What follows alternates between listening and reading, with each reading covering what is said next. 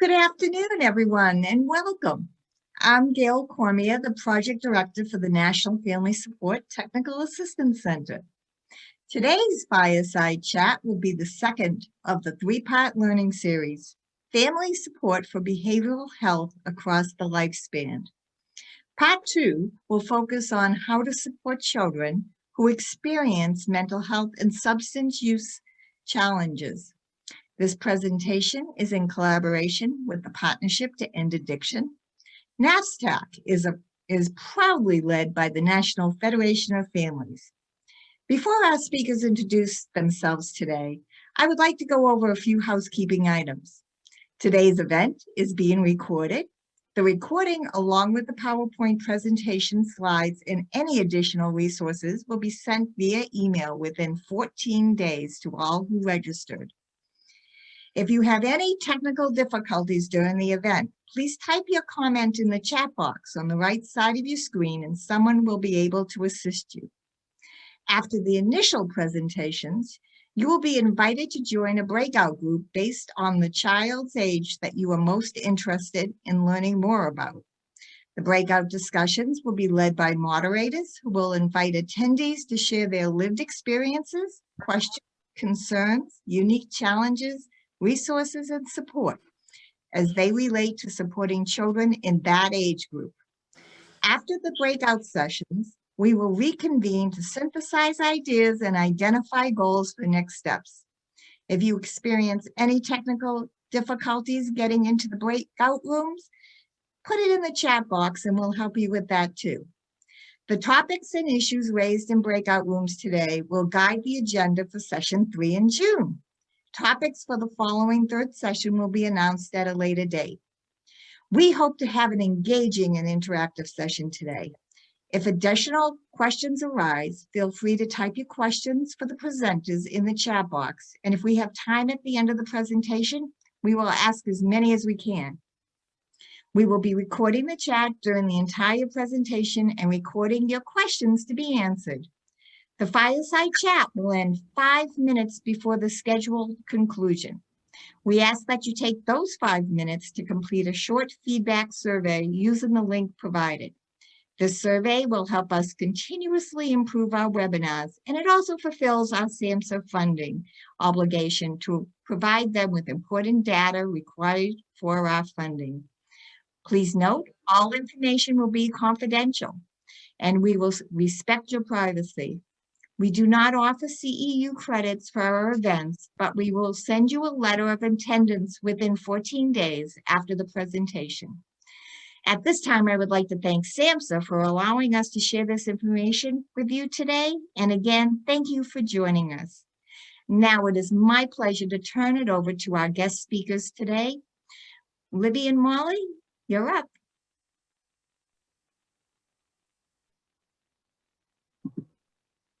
Thanks, Gail.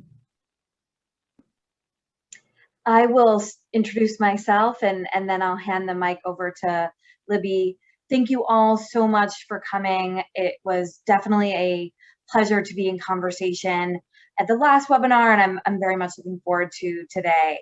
My name is Molly Bobek, as Gail mentioned, and I'm a clinical social worker by training.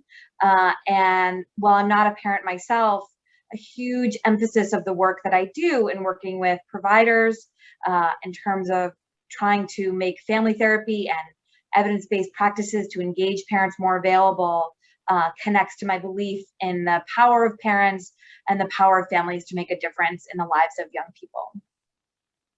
Thank you, Molly. My name is Elizabeth Jones, but I go by Libby. Still not sure how they got Libby out of Elizabeth, but that's what it is. I am a parent, first and foremost. I have 3 grown children. All 3 children had mental illness. One had some mental illness and substance abuse issues when they were younger. I am a parent of 3 grandchildren who I dearly love, of course. And I have been involved in system of care, Lord, since 97. So I've been in it for many, many, many years. And Molly, it's refreshing to hear someone else saying that even though they don't have kids, they're so invested in the families because the families need it. And I'm just glad to see that. Thank you. So. Thank you for introducing us very briefly to those children and grandchildren that are part of your life. And so as Gail mentioned, we want today to be as interactive as possible. Libby and I will share some ideas, some information at the start, but the hope about sharing those ideas is that they're a springboard for conversation as we go. And so we're eager to hear questions and comments in the chat and to be in dialogue with you in the breakout rooms, something we're very much looking forward to.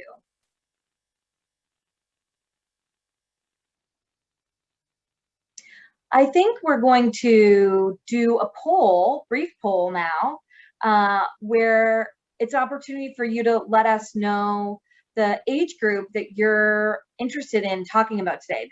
You'll still be able to choose your breakout room, but this is an opportunity for us to just get to know you all a little bit in terms of the young people that are on your minds and on your hearts as you're coming into this conversation with us today.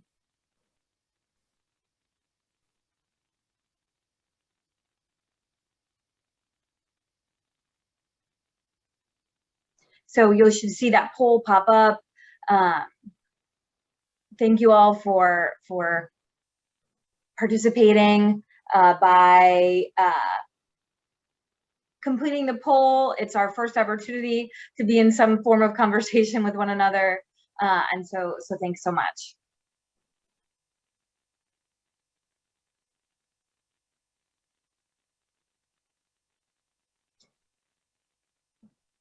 So what I'm looking at so far, and thank you so much, almost 3/4 of you have voted, is that folks are interested in young people across the lifespan, which of course is the goal for all of these series, is to think about the lifespan of youth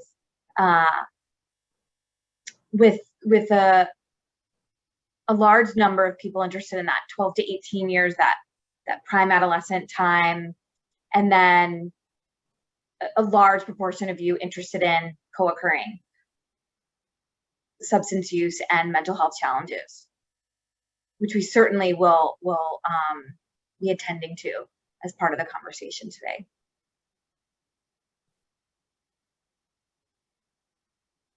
Thank you so much.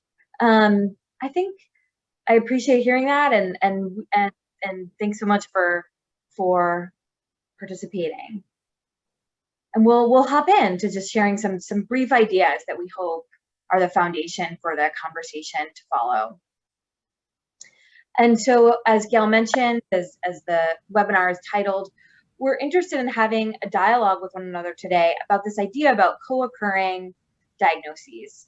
And what we mean when we say co-occurring is this idea that a young person that is experiencing both a substance use problem and a mental health problem.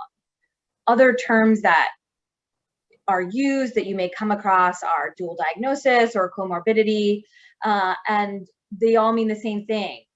One person that is experiencing difficulties that cut across these two domains.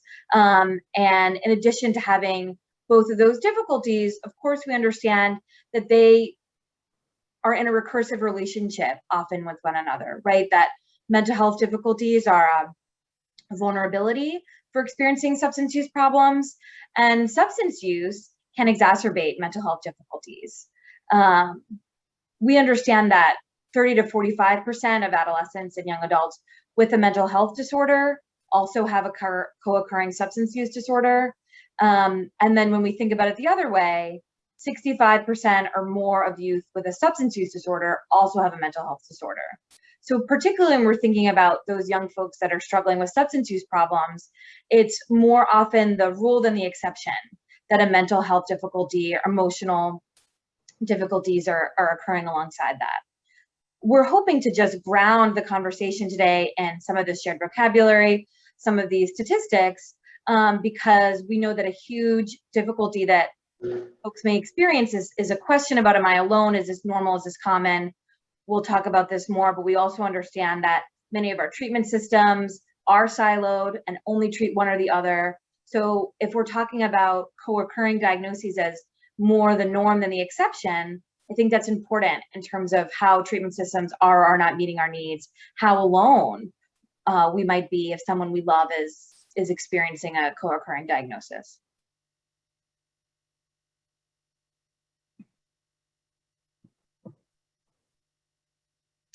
And so this framework of the identity of a caregiver is something that we spent some time talking about during the last session we had all together.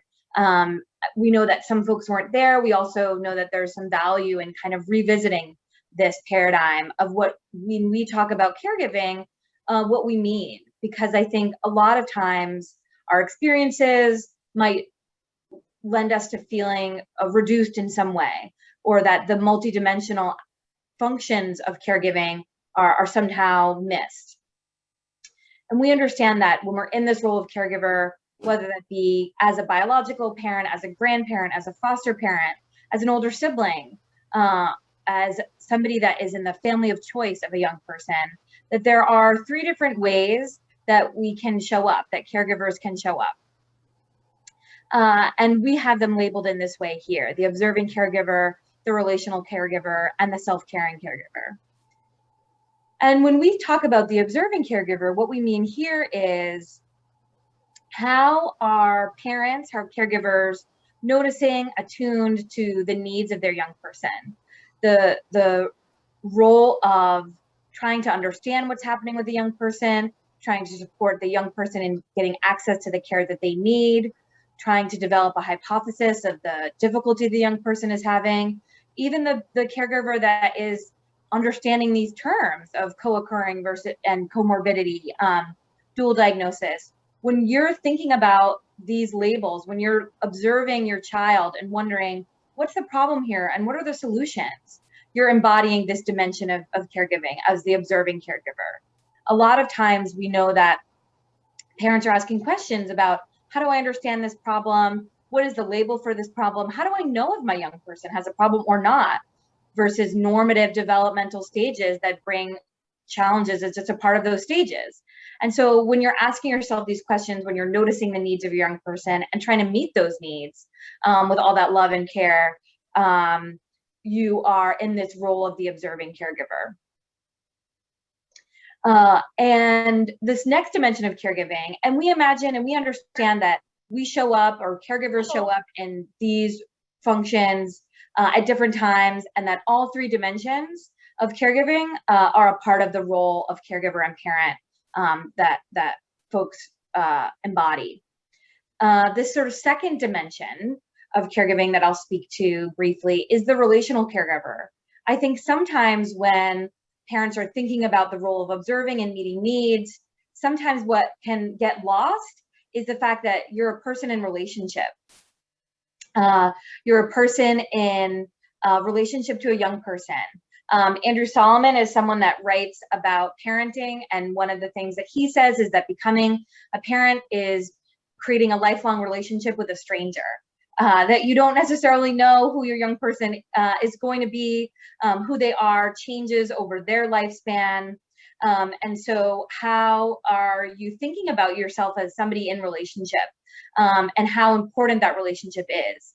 Yes, it's important to observe, to notice, to provide support, to meet the needs of the young person, and also to be in relationship as a listening ear, as someone with their own vulnerabilities, as someone with their own lived experiences that can be a source of wisdom and humor and connection to the young people that you care for.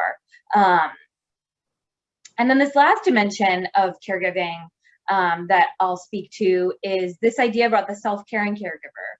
When caregivers are in a role of being concerned about a young person with a co-occurring substance use and mental health problem, one of the things that can also really fall off the table is this idea that I can care about myself too.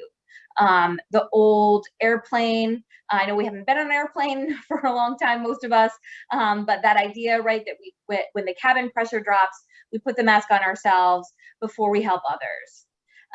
And when you're thinking about how you might be able to take care of yourself, that's the equivalent there putting that mask on yourself before you help your young person. That the cumulative stresses of both mental health and substance use problems can make it very difficult often for parents to be able to lean into this dimension of caregiving. The idea that you as a parent under stress deserve your own support, deserve to rest, be connected to others in your life that care about you as much as you care about your young person. And so we want to emphasize this dimension of caregiving as being just as important as the dimension of caregiving that puts you in relationship to your young person, and the dimension of caregiving that puts you in that role of observing, of monitoring, of trying to meet the needs of your young person with this mental health or substance use difficulty.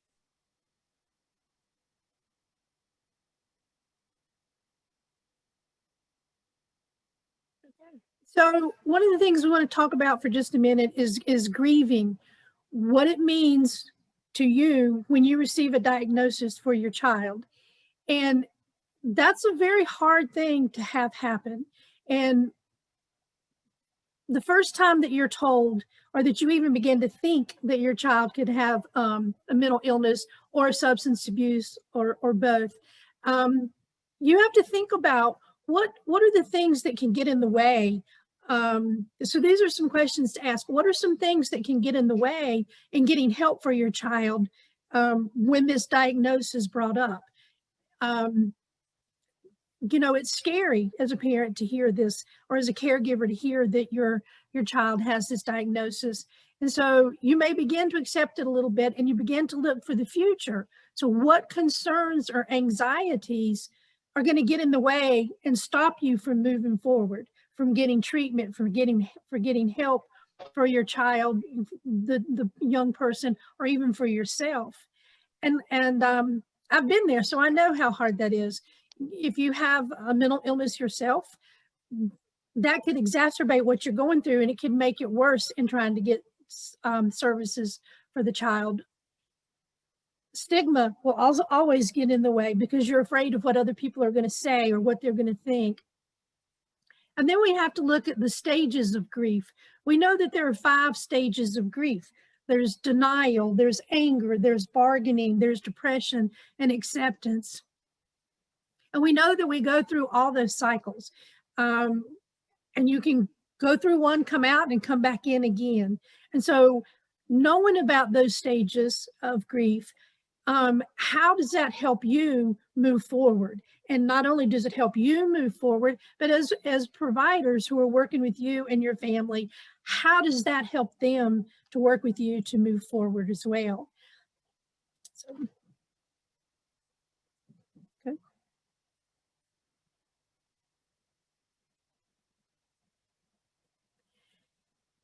And talking about management and treatment and how to get needs met when there's multiple diagnoses. And I know firsthand how hard that is. Okay, so the 2 diagnoses can either be a good thing or a bad thing. You can use it to make things better, and it can also be a hindrance and make things worse as you're trying to move forward. For my child, my son, I was told that they could treat one or the other. They couldn't treat both. So it made things very difficult when I was trying to get help for him.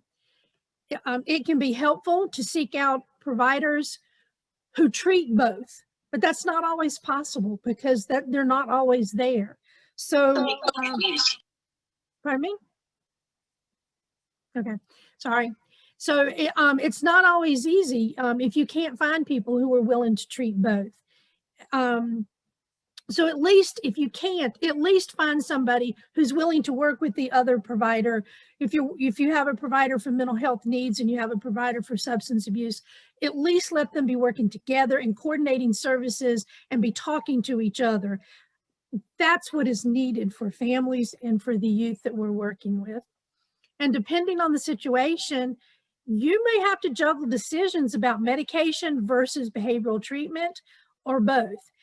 For my son, and like I said, all 3 of mine had diagnoses and each one were different. And just so you'll know, my children do know that I talk about them. So I'm not talking about them without them knowing. But for my son, he was in a facility where they were trying to treat the behavioral health, but they were treating it with medication. And they had him on medication that was not what he needed. And he would come home every weekend. But in less than 2.5 months, he had gained over 30 pounds. Well, that was a side effect of the medicine. But what everybody said was, oh, well, it looks good on him because he was so tiny to begin with. The 30 pounds looked good, but 30 pounds in 2.5 months was not good. So I had to juggle and try to decide what was best for my child and what was best for me. You staying with that particular medication or staying at the facility that he was at because I wanted him off the medication. I had to do my research. I had to find out what was best. And when I decided to take him off the medication, they said, well, he can't come anymore. And I said, that was fine with me. So that's when I brought him home. And so you have to decide as a parent, as a caregiver, what's best for you and what's best for your child when dealing with this. And knowing those stages of grief will help with that too.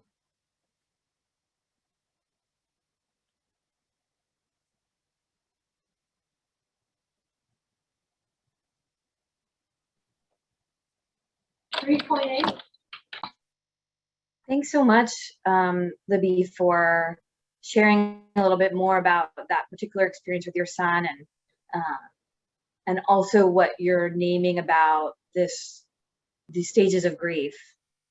One thing that I was really struck by as you were sharing, this idea around this diagnostic label, it being a good thing and or a bad thing. You know, on the one hand, when we can name something, that can totally change our relationship to feeling like we can address it.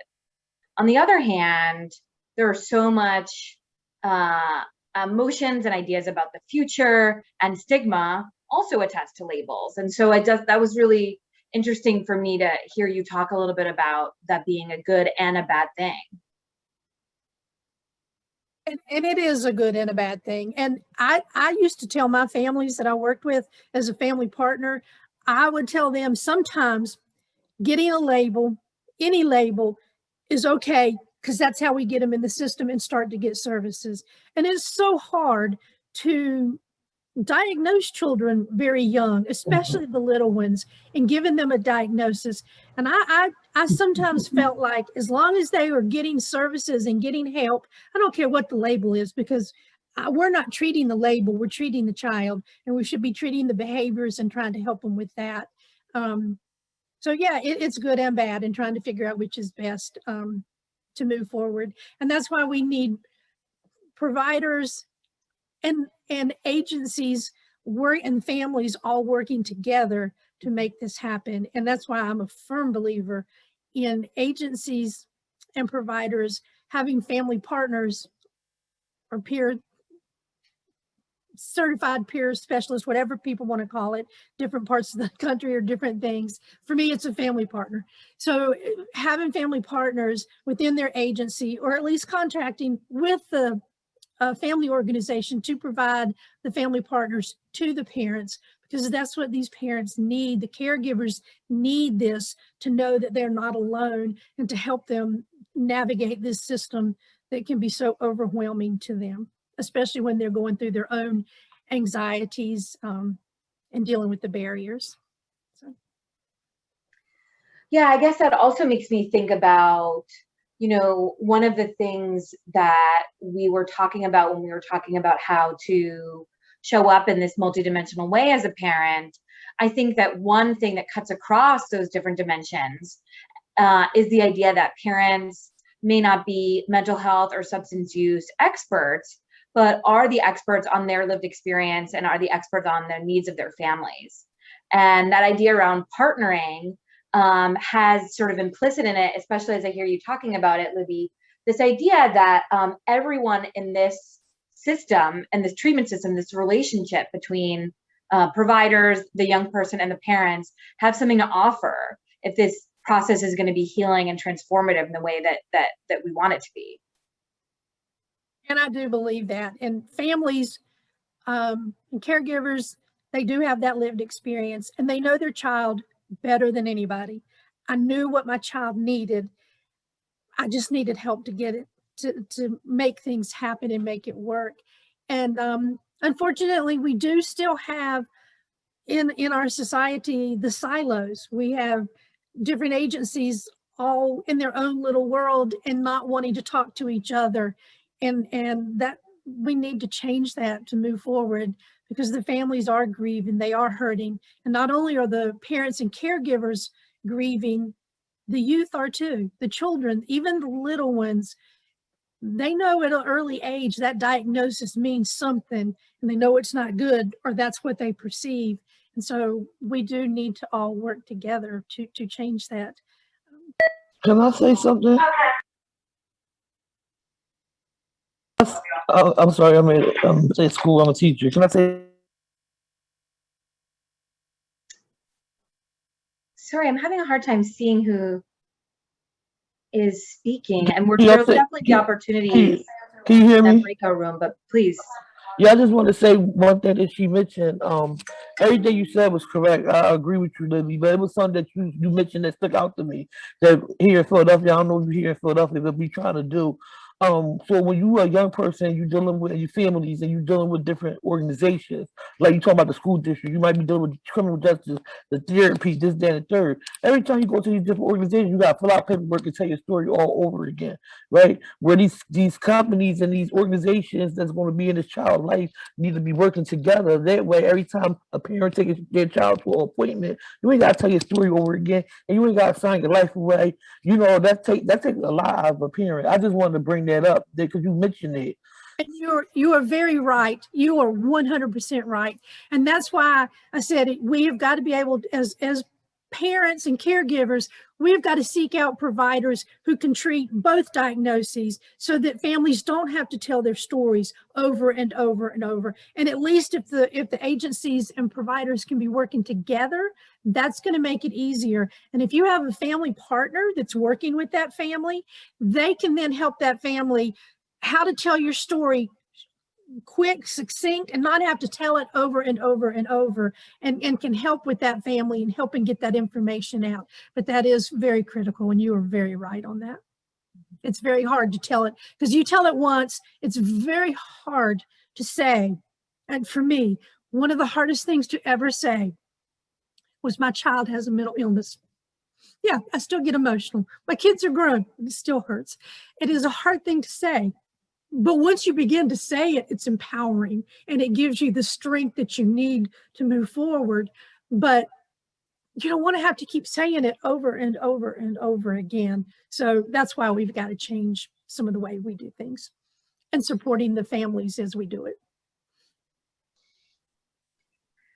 I so appreciate that.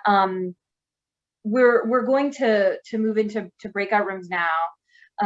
You know, one of the things I think that our hope is around moving into breakout rooms for discussions like the one that we just started having now is that when we are known to each other, when we are seen, when we can speak and have our experience be mirrored to us, be validated, that's a very healing process and does some of the really difficult work of counteracting stigma. That is something I think that contributes so much to this grieving process and to the meaning behind the labels and what it feels like to use them. So thanks Libby and our guest for speaking to that. And these are the 4 breakout rooms that you'll be invited to choose. And there are some questions there that correspond to some of the features of each of these age groups here. And your moderators will have access to them as well once you're in the room. So can lead a conversation relating to those questions or other conversations that emerge based off of your experiences and the ideas that have come up for you around these co-occurring and caregiving. You'll see the options emerge. You know, if we were in a conference center, we'd have to kind of like, you know, trip over chairs to figure out where we're all going to be. And we might have a little bit of a technological version of that.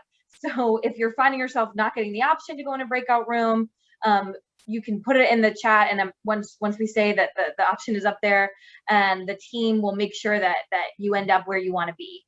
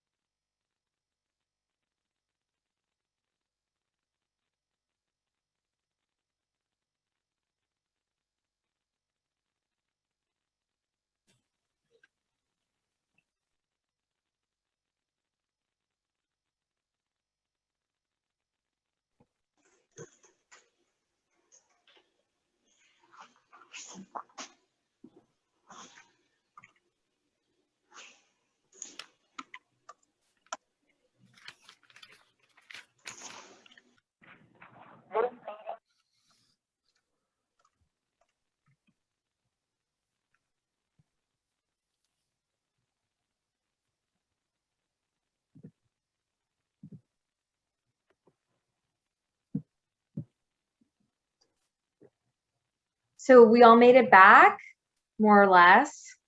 I think there is another kind of metaphor here about separation and distance, and then connection and moving in and out as part of the process about being in a family and being connected.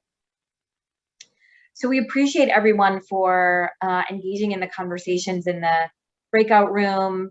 I definitely enjoyed it. I see Gail enjoyed it, and we're grateful for the note takers.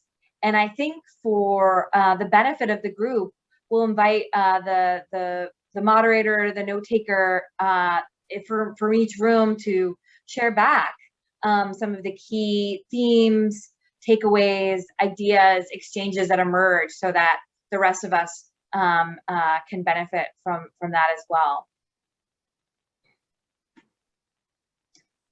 So we can start with 0 to 11. I'm just checking my note to see. Elizabeth. Yeah.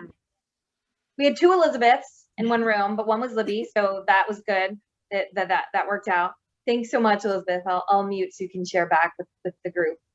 No problem. So I can share some of the notes that I took. So just the question that Libby posed to the group was, do you believe children as young as 0 to 6 can have a mental health diagnosis? So just some of the themes and things that we talked about were, a lot of the group felt that this was probably not common, but definitely possible. Libby also shared from her experience that she's seen a lot of children under 5 being diagnosed with mental health issues. We talked about how this can be sort of hard to diagnose because of the symptoms. Like, their symptoms are often very different than adults. We talked a lot about ADHD a lot too, and how a lot of parents, at first they have some denial because of the age of the child. You think maybe it's just a phase or something like that. Oftentimes doctors will try to treat this with medication and say it's the only option, which can be stressful for parents because they don't want their children on medication. And then we talked about sort of how, like, the diagnosis doesn't define who the child is. And it's important as a parent to reach out and sort of educate yourself so you can, help yourself and help others. We talked about COVID and the impact that has on kids right now, along with other types of trauma and things like divorce, and how something like COVID has become part of every day for kids, and it's become sort of their norm. Another issue that came up was you know, we did have some parents in our group that had older children, Libby included, like adult children, and they talked about how for the parents with younger children, the earlier you can learn about these different things, the better. We talked about how it's important sort of to validate your child's feelings. Even when you're, you know, sort of trying to steer them away from sort of the news and the media, they are going to see these things and have reactions. So it's important to like validate how they're feeling. And then we talked about, you know, just being there for your child, how you know your child best, and you can sort of feel when something's wrong. And then sort of the last thing we touched on very briefly, because we were coming to the end of the session, is Libby did pose the question, do you think more males or females are sort of diagnosed with these mental health issues for young children? And, you know, a lot of the people in the group chimed in and said it's definitely more males and definitely more African-American males. And then we talked about sort of the doctors' sort of like reluctance to diagnose these things too early. And that's basically what I had. I don't know if Libby, you want to add to that, or if anyone else wants to add to that. Hopefully I captured it all. I think you did. You did a very good job. I do want to touch just briefly though, and you did talk about it, but just briefly, because to me, it stuck out to me yesterday. As I told the group, I was at the pool yesterday, my friend's neighborhood pool. So it's a small group, and these two little girls were playing 7 years old with their Barbie dolls, and they were putting them on the floats and they were going on cruises is what they were saying.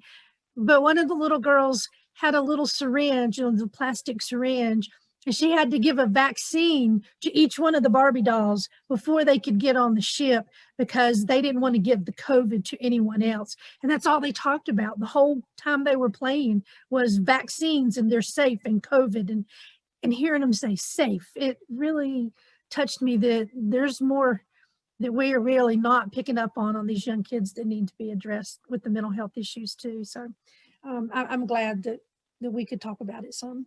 So, but you did a very good job, Elizabeth. Thank you. No problem. Thank you, Elizabeth. Thank you, Libby. And so we'll move on to hear from the group that I was fortunate to be in, 12 to 18, and Jack is going to speak to the conversation in our room. Awesome. Thank you, Molly. Yes, it was a pleasure being in this group. There was so much great content. I was like sitting there, like trying to take notes furiously and condense. And so hopefully I captured it adequately. But, you know, kind of one of the first major themes that came up was youth consent, which is an interesting, when you think about that 12 to 18, that transition around consent happens there, 14 being pretty prominent in a lot of states, but it does vary from state to state. And, you know, one of our participants, Benita, started bringing up, you know, how can young children such as 14 make medical decisions for themselves at such a young age, right? And saying like parental involvement is really critical to providing context that our children might not have. And so, you know, kind of that conversation really opened up to some of the challenges, especially around, you know, how do we give children the space to share what they need and might not feel comfortable sharing with their parents, but also having parental involvement as a part of that when necessary. And there's just kind of a tension there when it comes to medical consent. And Sherry had talked a lot about kind of, you know, really being collaborative with our children. And I took a direct quote here, Sherry, as, you know, getting their input and perspective to include them and not exclude them, especially in talking about mental health and medical challenges, really working with our children and keeping conversation open. Also talking about education and mental health concerns, especially with COVID. And there's the roles of both parents and educators, and both of them have unique challenges when navigating mental health concerns. And Joanna really talked about like taking into consideration some of these unique areas of help that they need, right? And one child might need a lot of breaks throughout the day in schooling, where another child might need, you know, more cool down periods, just being considerate of the unique challenges, especially around mental health diagnosis that some children have. And then also, Anne, right at the very end, was talking about that every state has a parent program that provides information, training, and advocacy. And that's where Anne got cut off and we came back to this room. So Anne, if you want to, I'm sure people might enjoy some more information in the chat. And yeah, Molly, did I leave anything out there? Not at all. Thank you, Jack, for really encapsulating the dialogue. And I think what emerged in the dialogue is that there is also more perhaps shared in different perspectives than we might imagine. And I think that that's something I'm taking away with me from our room.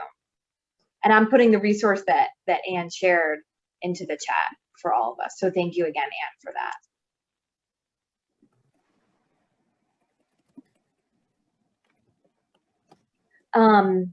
So it looks like we can hear from 19 to the 19 to 25-year-old age range group. Yeah, hello. My name is Alexa. I was taking notes on that group. That was truly a wonderful conversation. I, like Jack, was furiously writing things down and trying to condense. But it was really wonderful to hear what you all had to share. One of the primary things we discussed a lot in this breakout group is the challenge of when your child turns 18, they cross this magical legal boundary where you no longer necessarily have access to their medical care and their records and contributing to their care in the same way that you may be able to when they're in the 0 to 11 age, but certainly also the 12 to 18 years bracket.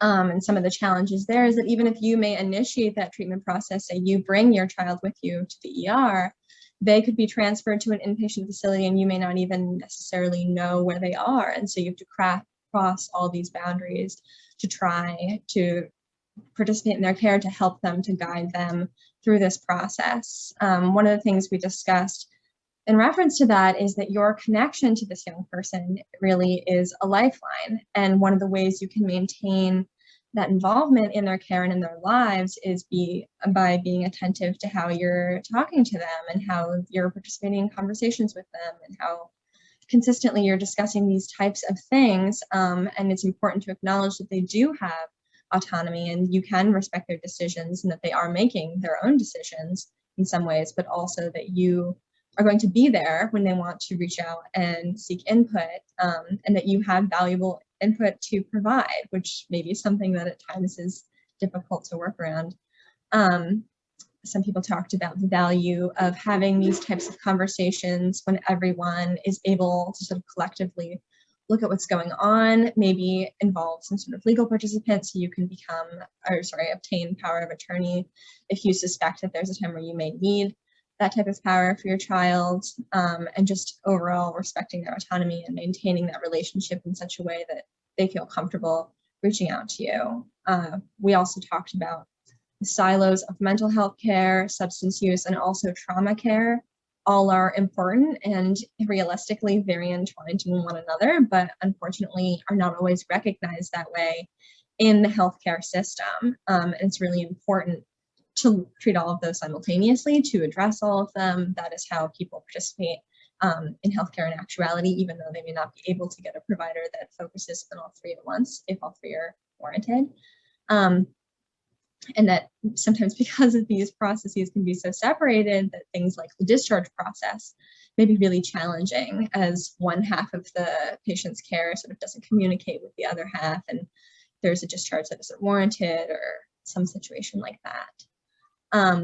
We talked also about transitions. 18 years old and also to 25 brings around a lot of transitions. People may leave home, there may be school attendance coming up away from home, that type of thing. And that's where it's really a challenge to continue that communication, respect that autonomy while these children go through all those processes.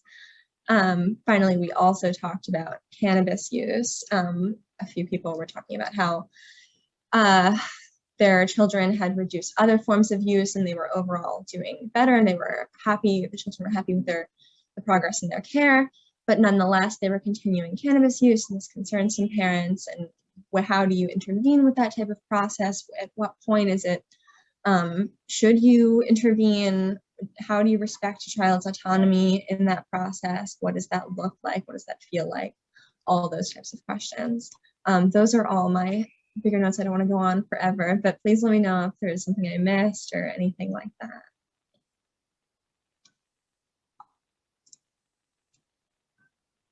Thanks, Alexa. Sounds like definitely a very rich conversation. And then ages 26 and older, we could call that group You'll Always Be My Child, maybe. We can hear from that group to finish out this part of the conversation. Yeah, thank you, Molly. It's funny that you just mentioned that because I work on the helpline along with Jack, and we always get the question, my child is like 55, do they still count as a child? And we're like, yes, of course, you're always a parent regardless of the age. Mm-hmm. I just wanted to say thank you to the individuals who joined this group today and trusting us and sharing their stories and just what they're going through. It's always enriching and eye-opening to hear these stories, and I truly believe in the power of stories. So in our group, the main question that we kind of started off with is the changes to the HIPAA laws in relation to the child being older than 18, specifically between the ages of 26 and older. From the conversations, from what I heard, there were 3 themes that stuck out to me. The first one being insurance access for adult children. We all know after the child reaches like the age of like 26 or 27, parents have to kick them off the insurance, and this is kind of like a weird limbo phase where you need to connect your child to treatment or mental health access. And what are some of the steps that we can take in order to connect the child to the care that they need? And one of the parent mentioned being power of attorney has helped them immensely in terms of making decisions for their child. One specifically had a child who has been in and out through the criminal justice system, and being power of attorney really helped her connect her child to treatment. And then another parent also shared a resource with us in relation to parity law.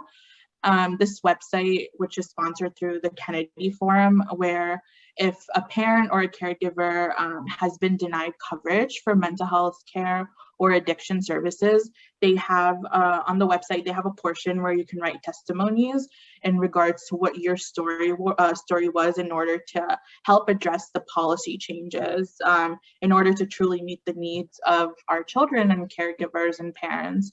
So that was the first one. And then the second one is just similar to what Alexa's group talked about, the transition phase, but more so for the adults, given that for the ages 26 and older, the parents and caregivers are usually on the older range of age. And one of the concerns that parents had was after they pass away, how can they ensure the safety of their children, especially those with mental health needs? And I wrote down a quote that really stuck out to me, which I'm going to read. You can plan as much as you can, but you don't know what's going to happen after you are gone. Which is truly the case, right? I think that's something that we all try to learn in our lives, that you don't always have control over everything, but you can do as much as you can in order to make sure that things are okay.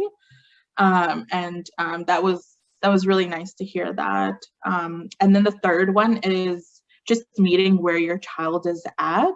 I know as parents or as individuals, we always have expectations as to how certain things or relationships should go, but at the end of the day, it's always a two-way street. You can't control someone else's actions or feelings. And I'm going to read a quote that stuck out to me that a parent said, from what relationships meant for us was letting go of any expectations. So when you let go of expectations, you truly leaves a little room for disappointment or just changes that might happen. And just along that quote that I just read, just how to maintain connection. So like meeting where the child is at. So if ensuring any communication is important to you with the child, just making sure that, like, you know, they have access to a phone so they can call you, and just leaving it at that and not really having any expectations beyond that. Like, for instance, like expecting them to come home for like Sunday dinner or something. So those were the main themes. And Gail, please feel free to add. Yes, I thought the dialogue was so rich and pretty impactful. So I appreciated everybody who contributed. And I think you hit all categories, and it was a very good conversation. And quite honestly, I'm looking forward to series number 3 in June to continue the conversation.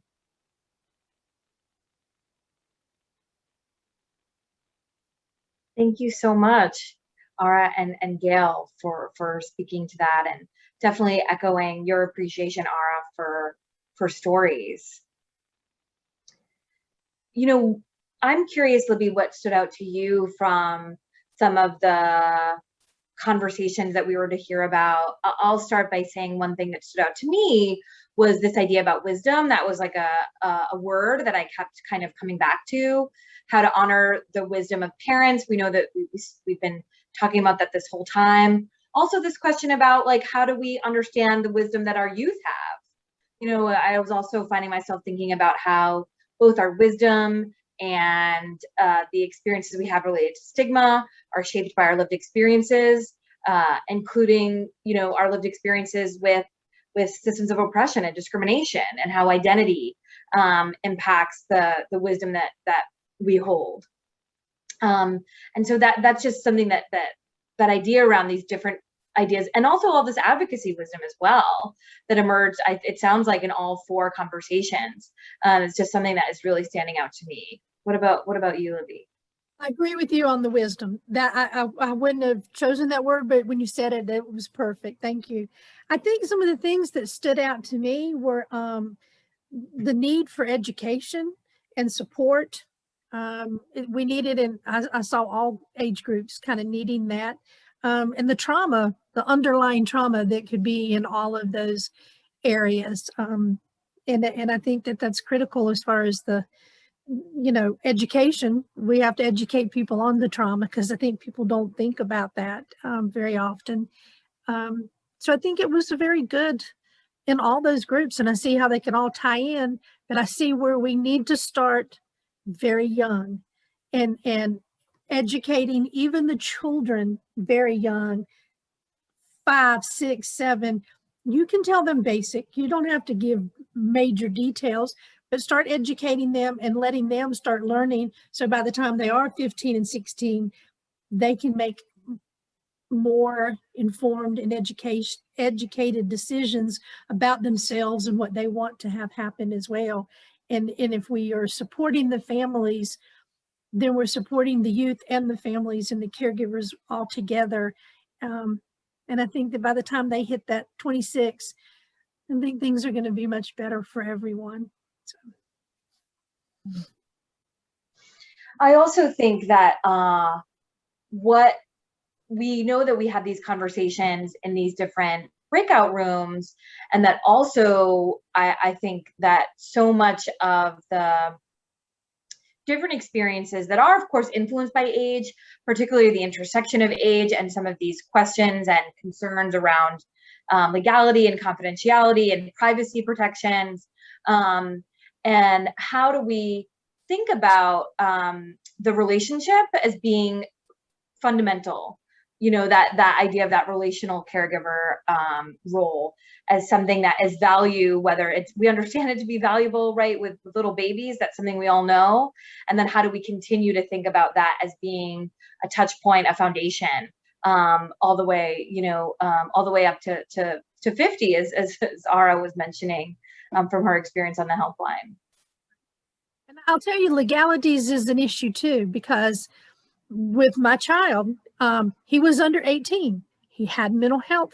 He also had the substance use. I had to pay for treatment and I had to pay for everything, but they didn't have to tell me anything. So when we had a drug screen, they could not tell me the results unless my son agreed to it. He was underage, but they didn't have to share that. So the legalities there is important. And I think if we can educate people on some of that early on,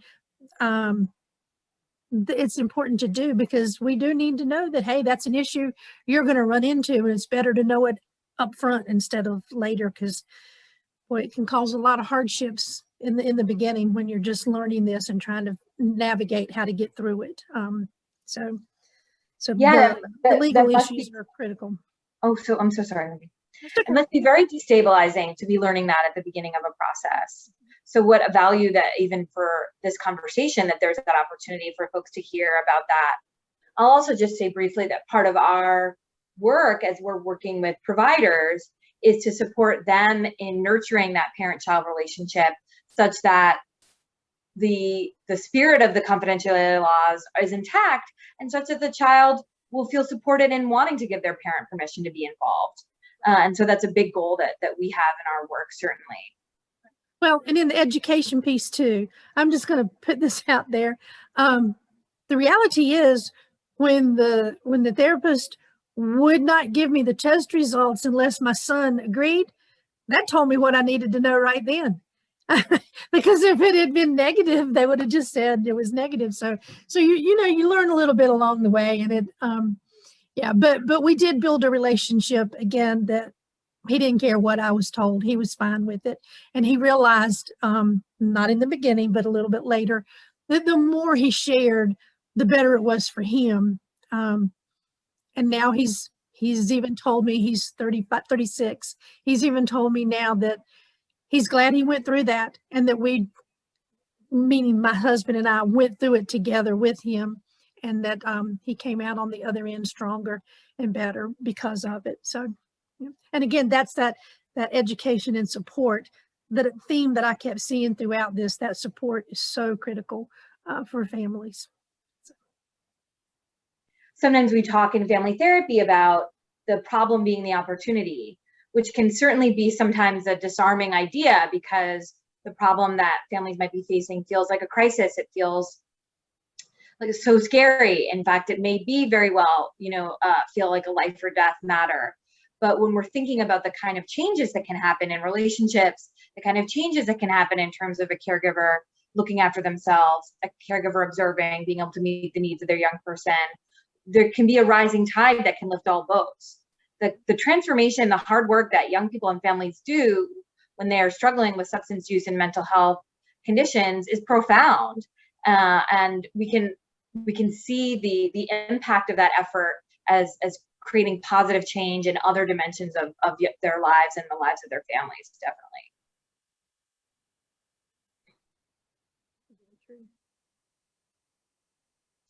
We just have a couple minutes.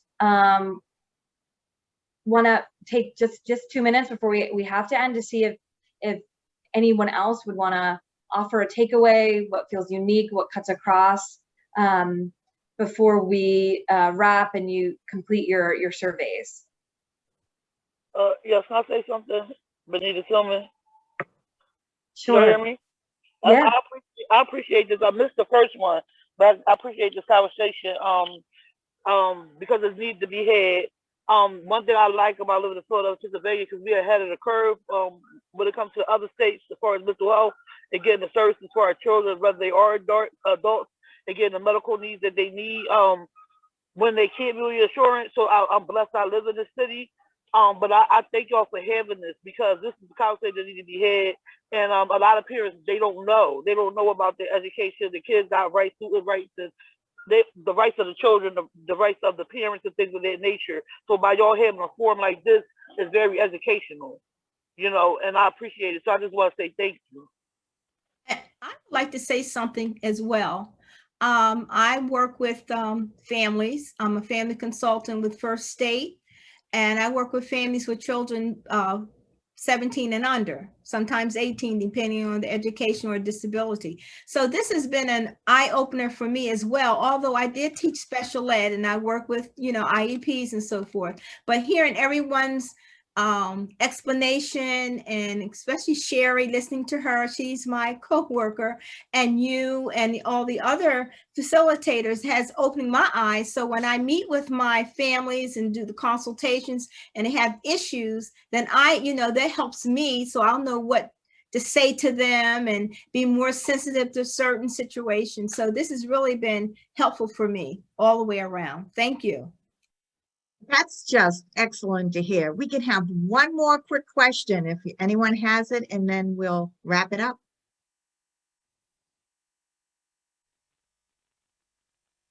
Go ahead, Michelle.